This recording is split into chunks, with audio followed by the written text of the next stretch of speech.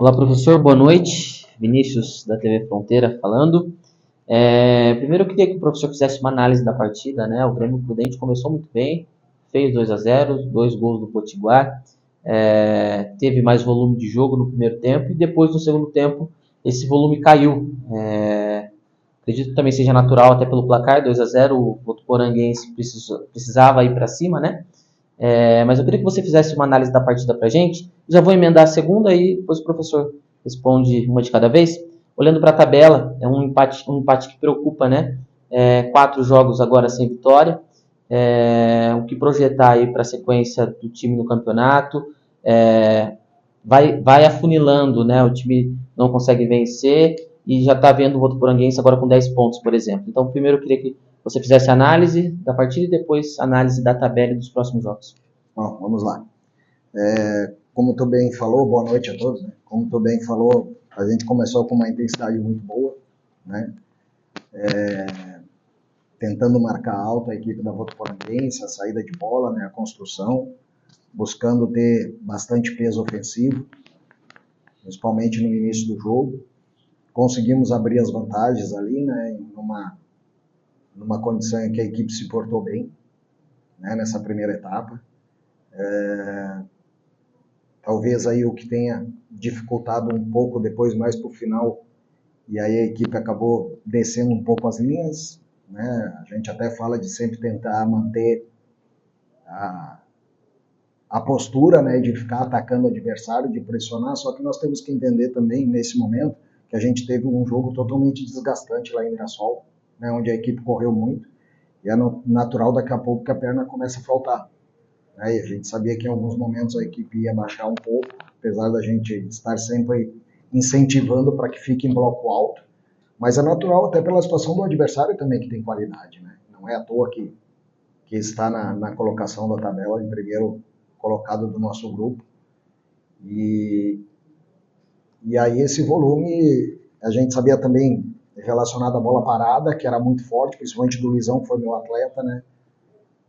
E a gente acabou tomando gol justamente da bola parada, né? Onde a gente buscou treinar, buscou fazer uma marcação forte em cima do Luizão, e foi ele que fez o primeiro gol da equipe da Votuporanguense. Então, uma jogada cantada, em que a gente não conseguiu fazer com mais efetividade.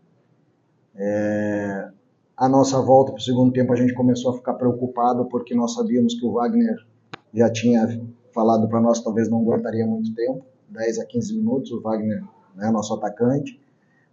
O Wallace também no mesmo momento solicitou a saída pelo desgaste, né? Então nós tivemos 2 atletas ali que solicitaram a troca, né? Que foi o Wagner e o Wallace.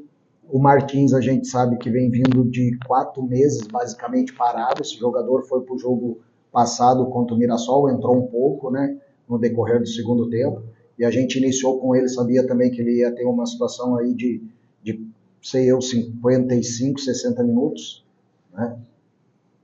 Então essas trocas já a gente estava mais ou menos, né, preparado até em relação ao que os atletas nos falaram aqui no intervalo, e a gente acabou depois fazendo até a alteração por mais um zagueiro justamente por causa dessa bola aérea e para também dar amplitude na última linha, porque eles adiantaram o Luizão, né, adiantaram o Frank, eles espetaram, estavam botando muito peso em cima da nossa linha, e o Ender estava com cartão e já meio cansado, a gente resolveu botar um zagueiro, até mesmo porque o Grêmio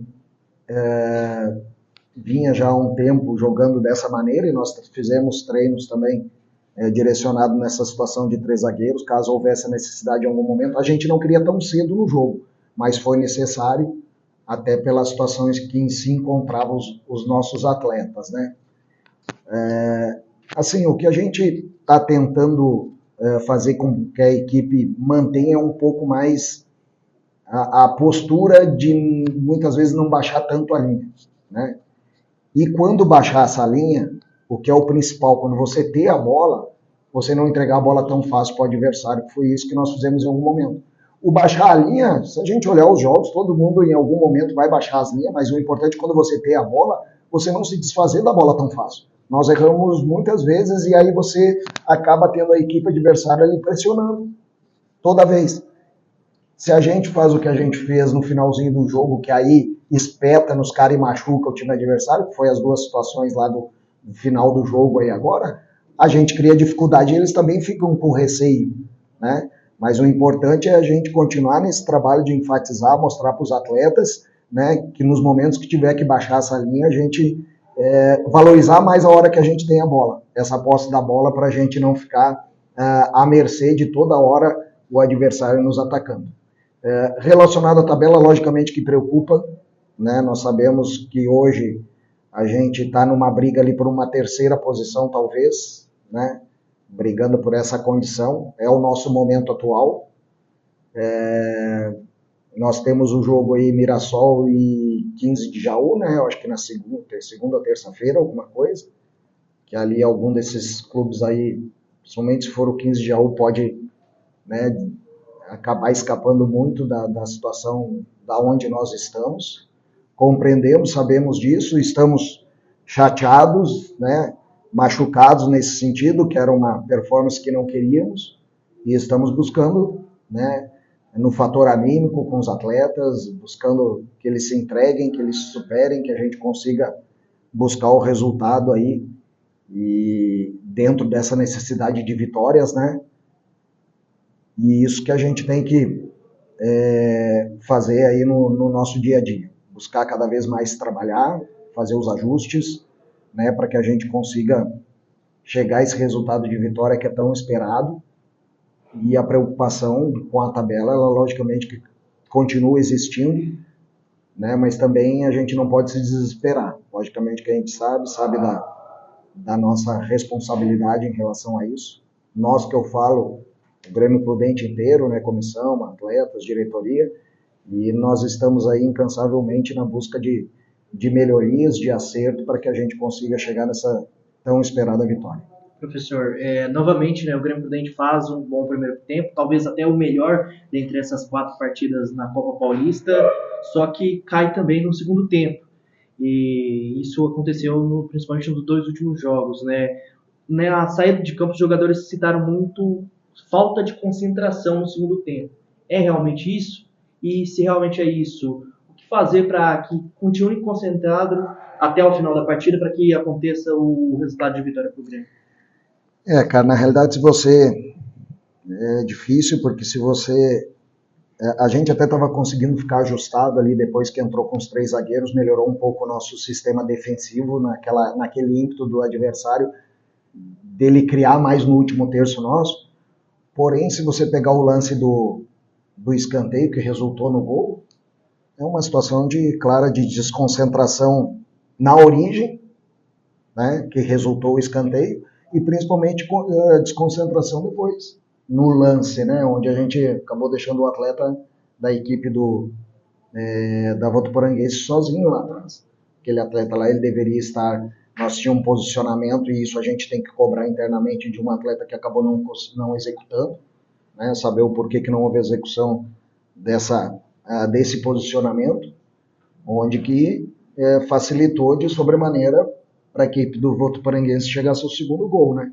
Então, a gente tem buscado, até com o nosso psicólogo, essa situação de ficar concentrada, né, se possível o jogo inteiro, mas a gente sabe que muitas vezes é complicado, mas a maior parte do tempo, principalmente em lances capitais, no momento que você está defendendo, né?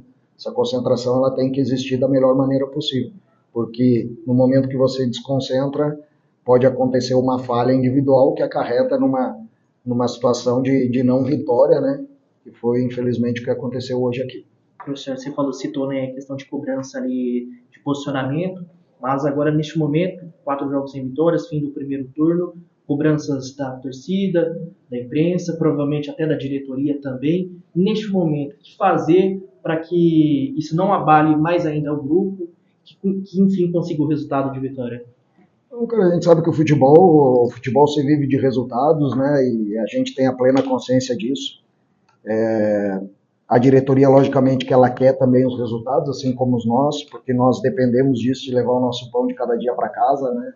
Comissão, os atletas, é o nosso trabalho e a gente está empenhado em fazer o melhor. Relacionado à diretoria, a diretoria está lá todo dia, cara, eles estão vendo o trabalho que está sendo executado, tá? Em relação ao torcedor e à imprensa, está dentro da normalidade a cobrança e faz parte, cara. Isso aí a gente tem que entender e tem que absorver essas críticas e saber tirar a melhor situação, né, em relação a isso. Saber que a gente tem a condição de entregar mais, né, trabalhar para isso, logicamente. Mas no futebol a gente está acostumado com a situação de cobrança, cara. E acho que ela deve existir e é normal que exista, faz parte.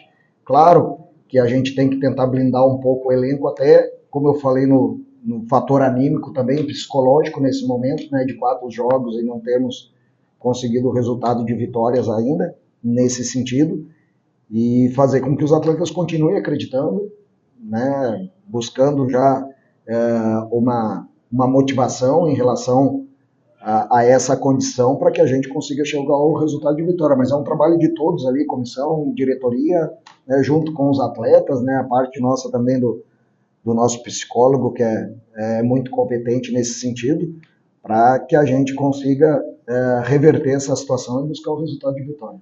Obrigado, professor.